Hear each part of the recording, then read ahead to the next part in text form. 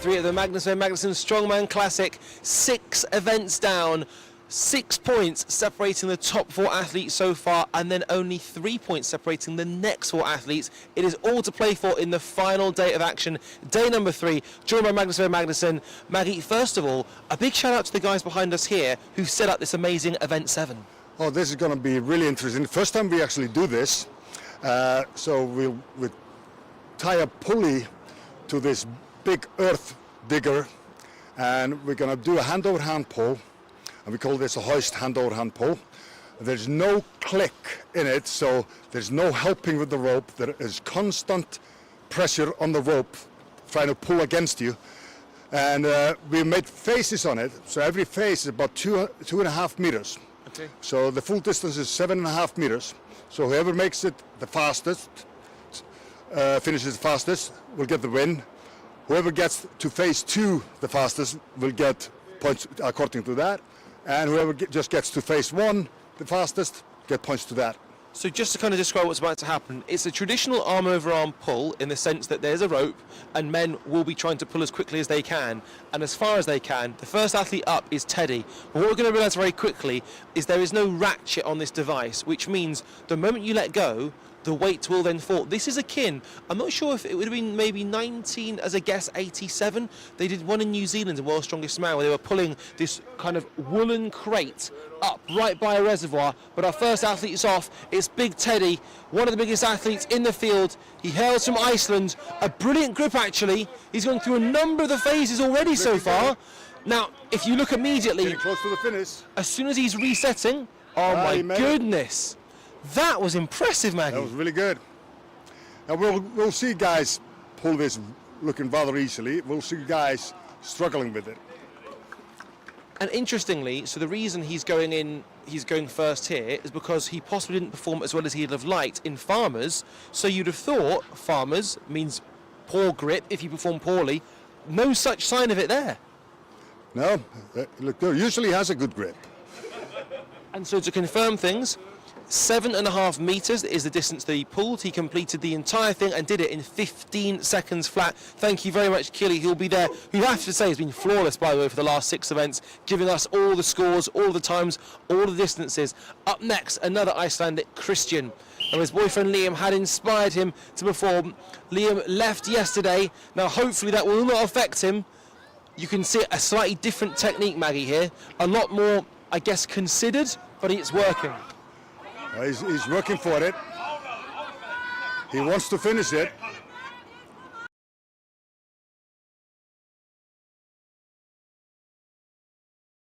Just kind of explain how tough it is when you don't have a ratchet which locks the weight in place and allows you to reset your hands. It's like every time you go to re-grip, it wants to go back. It wants to pull out of your hands. So it's actually, you re-grip it, you can feel it pulling you before you can start pulling it again. Very, very difficult, very challenging. So again, the second of the 2 athletes managing the full 7.5 meters in a slower time this time of 22.04 seconds. Thank you, Killy. So 7 seconds separating the 2 Icelandics. Now up next, Paro.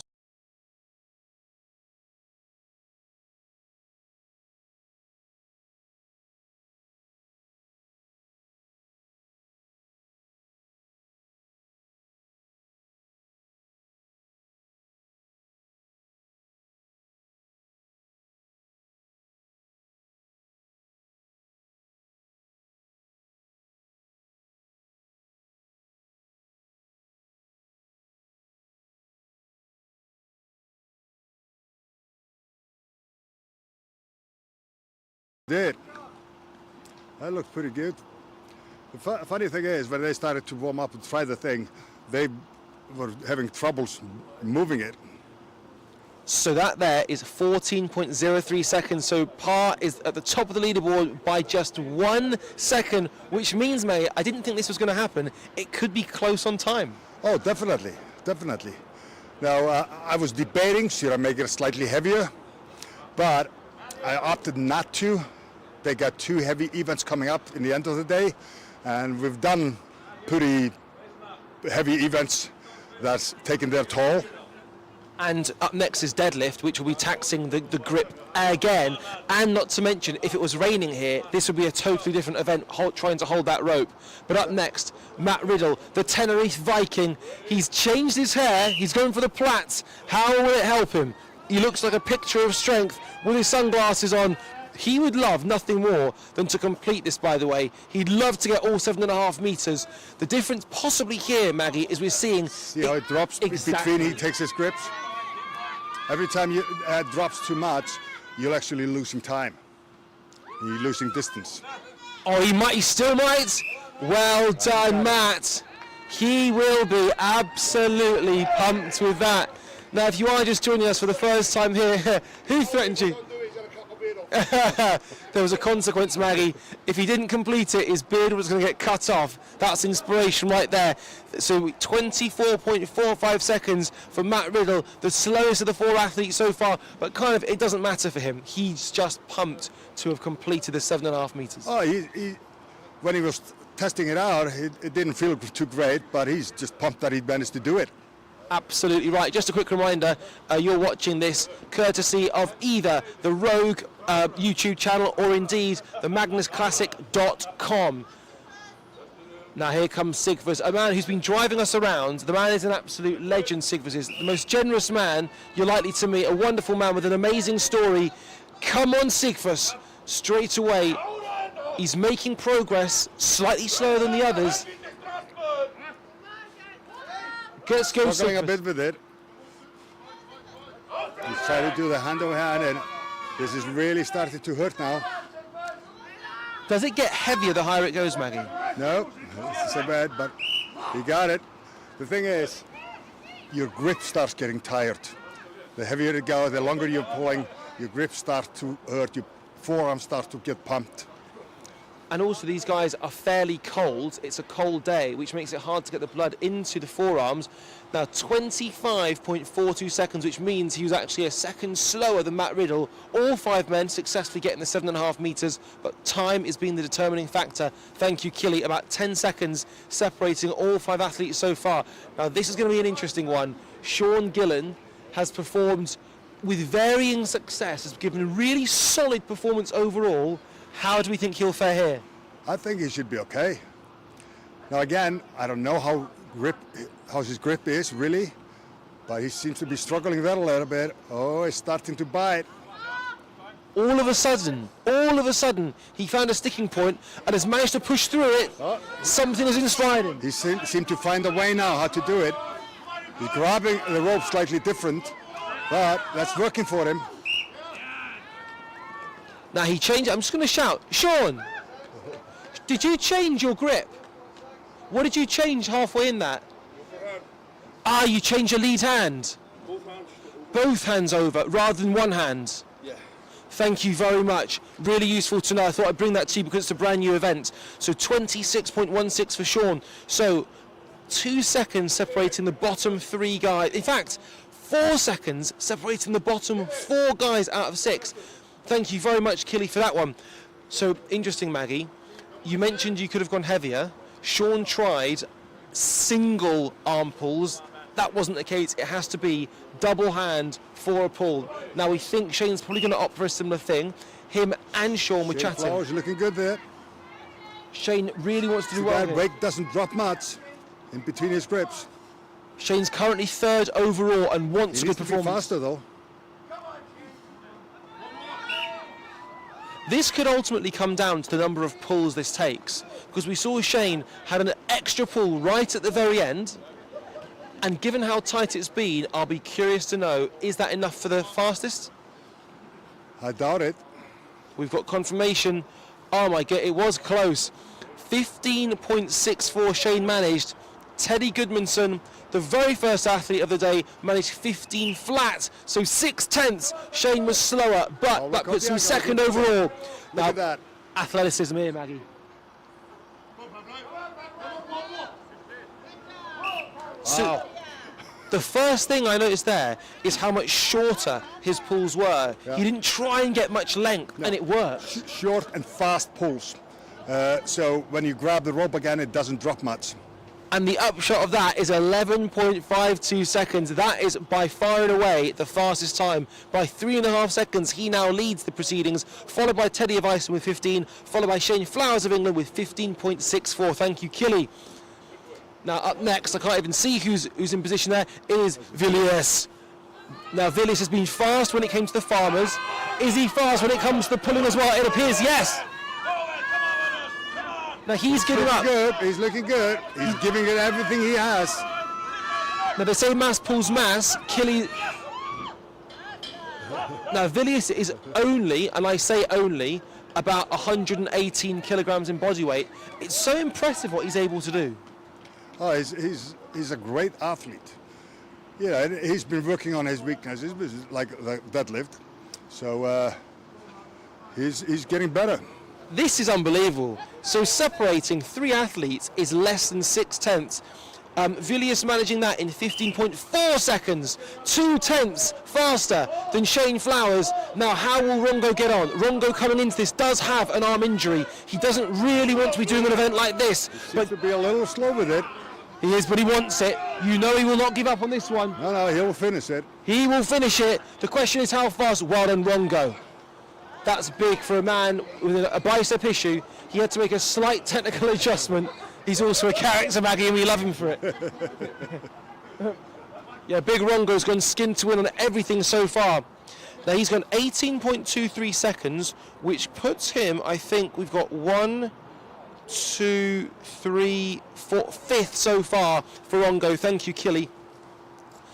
How that will affect the standings at the end of this event could be crucial, because Rongo coming into this was actually 2nd overall by 2 points behind the Canadian Tristan, who's now about to pull here, an athletic man, and this could challenge towards the business end. This is the fast one. It's looking good.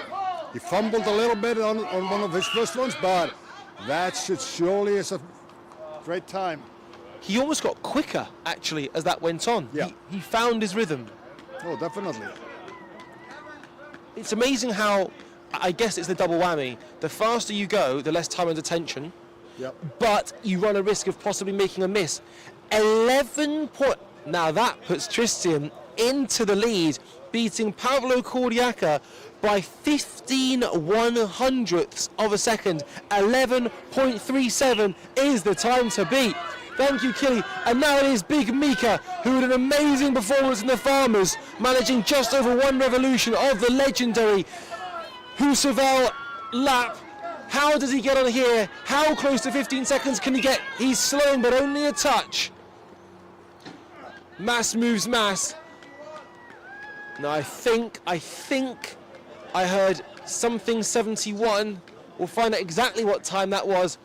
Thank you very much, Killy. So it was 20, that put, for those interested, 1571. So we have in this 1, 2, 3, 4 athletes all in the 15-second mark. Paro Dwyer was in 14.03 and way out in the lead. Pavlo Kordiaka 11.52 and Tristan 11.37. Now in the background here, a number of the crowd are being challenged to ask if they want to give this a go. My recommendation is don't. But now, and again, the top 7 athletes so fast. But what this means for the overall standings is we now have, for the first time over these 3 days, a clear leader.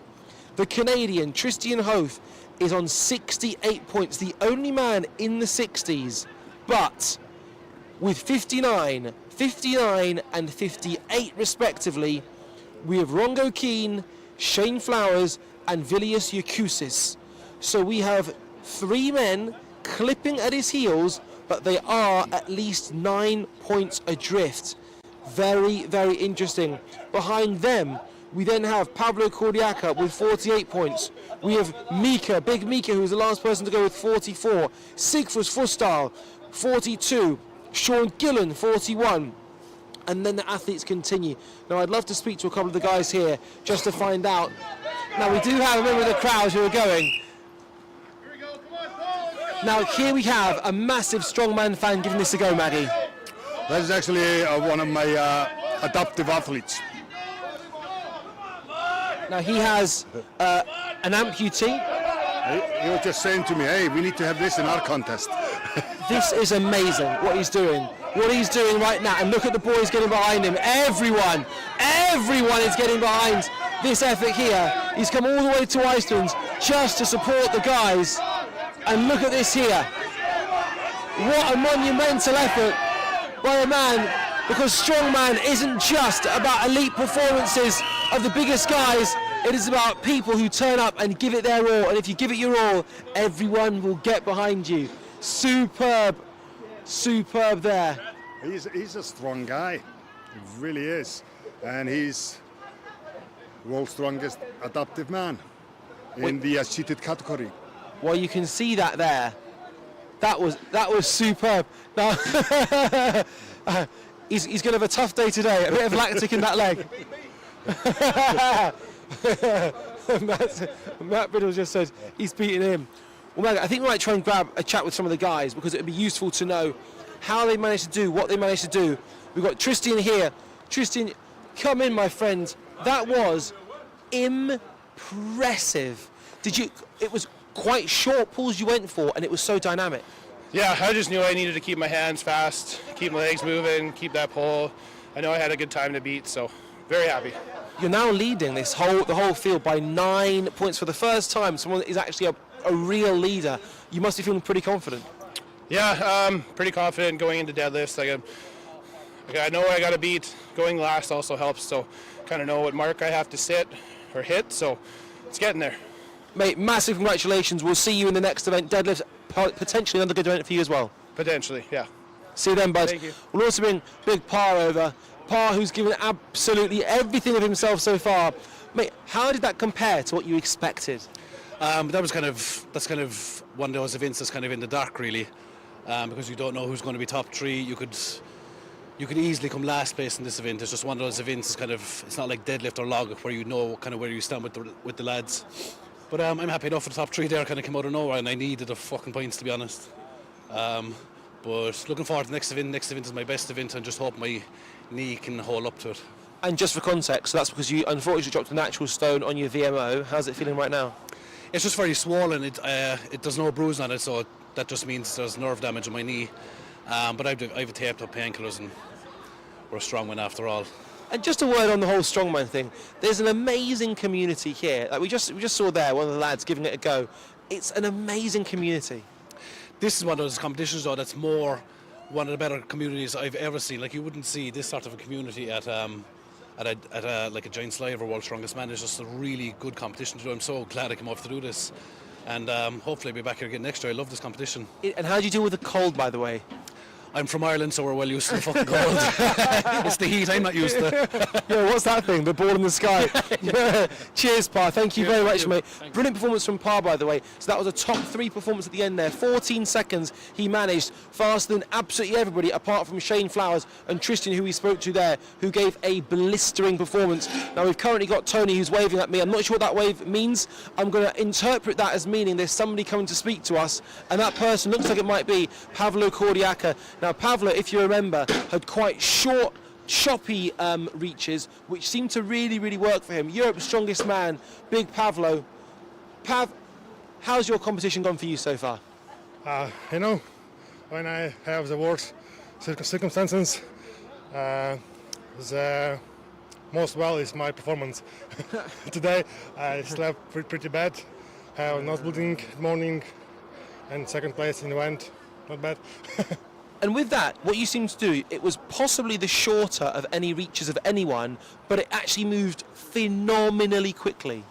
Yeah, just know it's not heavy, so you need to move quick as it's possible, and grip your hands as quick as possible. So, and the last one I did long move to finish. So were you aware that that was going to be the last pull? Yeah. Right, that was something I wondered, because say, for example, I think it was Shane had to pull an extra to finish. Not the case with you. Yeah, I saw that, so I'm counted. I did. I saw that, so I make a decision to do the long move. One final question. How important is intelligence with strongman? Because people might think big strong men, they don't think. you always think your way through an event. You know, I'm not the heaviest, not the strongest, so I might be the most intelligent to win, to use my body more efficiency.